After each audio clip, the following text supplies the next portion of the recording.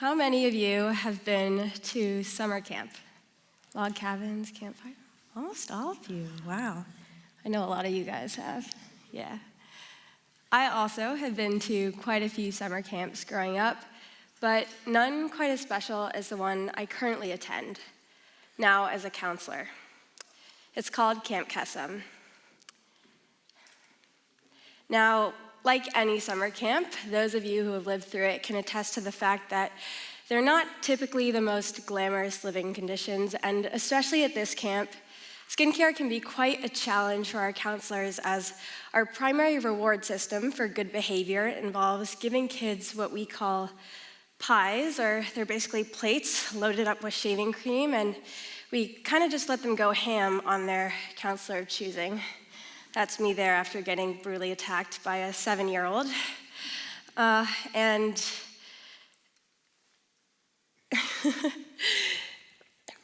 I just absolutely love the camp photos. It really just brings a smile to my face.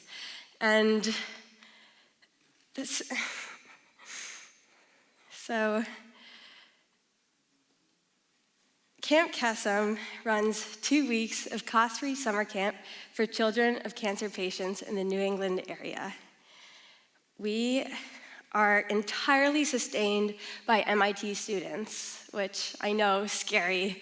We may rewear socks to stretch our laundry cycle an extra few days, and we also go feral every time we see free food on campus, but we also somehow manage to fundraise the $170,000 it takes to run camp each year and support 200 campers and their families, both at camp and year-round.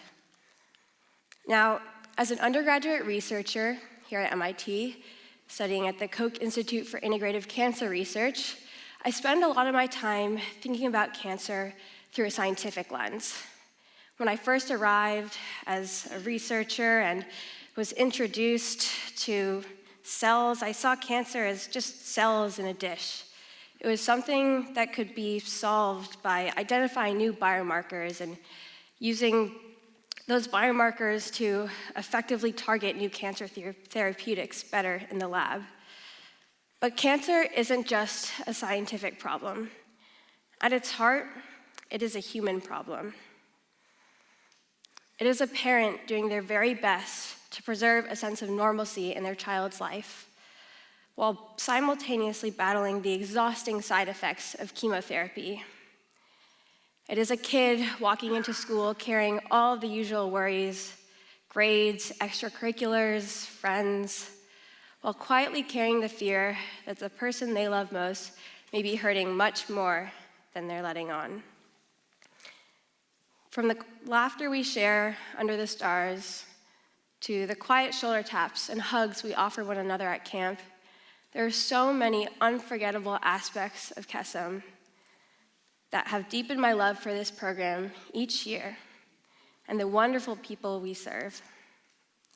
Now, in my 4th and final year with the program, I'm honored to serve as one of our 3 co-directors, which puts me in charge of 2 key branches of our organization.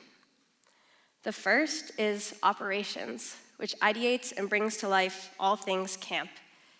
From campsite, food, and busing logistics to daily programming and activity supplies, we make camp happen. My favorite way I've heard this position described is the architects of magic. The second position that I'm in charge of is volunteer, which kind of says it in the name. It's all things counselors.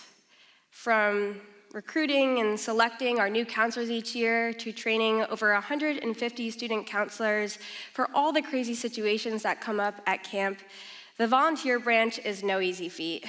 My favorite way I've heard this one described is probably a full-time job that you don't get paid for, but I seriously wouldn't change it for the world. You see, there's something so special about getting to see a new counselor experience camp for the very first time.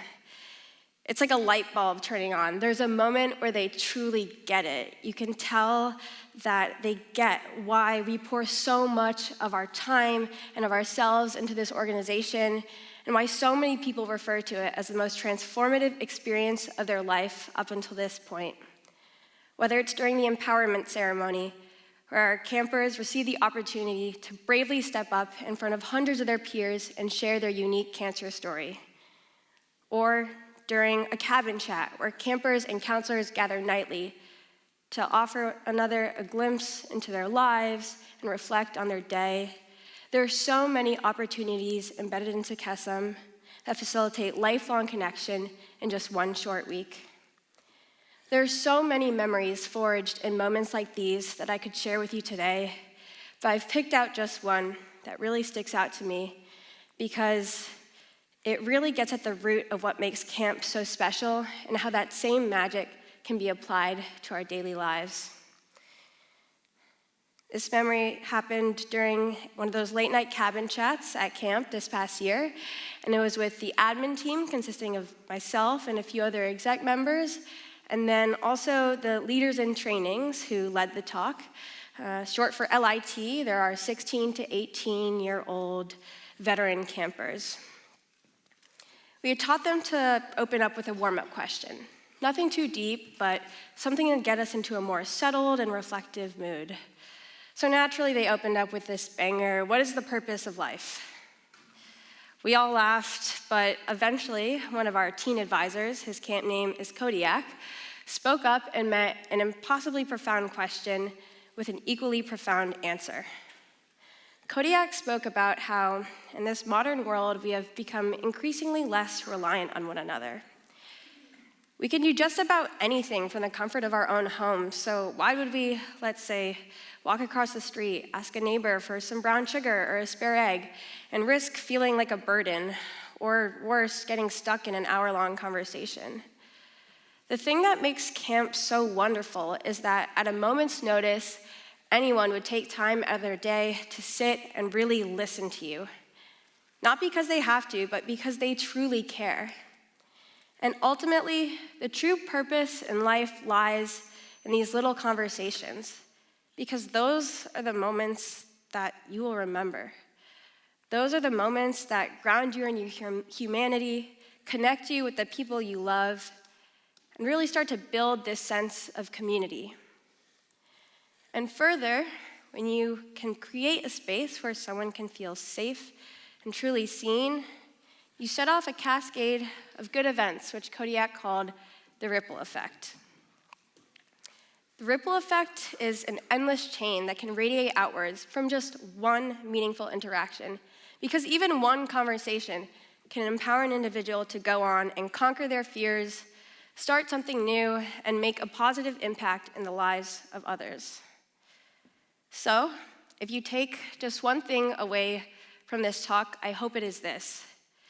There is nothing more worth your time than taking a step back from the craziness of life to sit with someone and really just listen to them. Whether it's a loved one you know inside and out, or someone you pass by every day but never really had a conversation with, let's say at the gym or your favorite coffee shop, or even a stranger sitting next to you at the bus. Everyone, no matter who they are, brings a different perspective and a unique set of experiences that shapes the way they connect with the world. Take a kid, for example.